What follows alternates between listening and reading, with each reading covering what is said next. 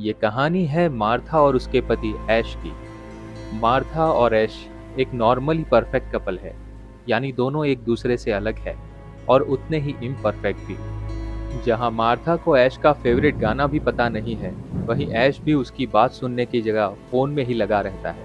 और उसका बेड में भी परफॉर्मेंस कुछ खास नहीं है, लेकिन इसके बावजूद दोनों एक दूसरे की कंपनी एंजॉय करते हैं।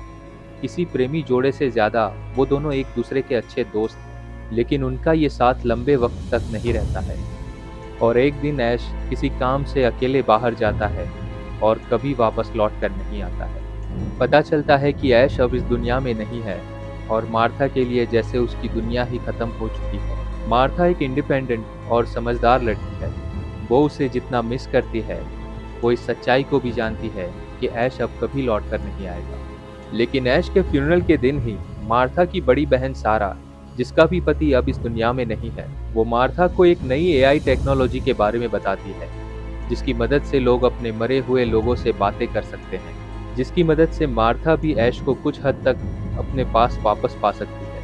लेकिन ऐश को गुजरे अभी कुछ घंटे ही हुए हैं और ये बात सुनकर मार्था सारा पर गुस्सा हो जाती है।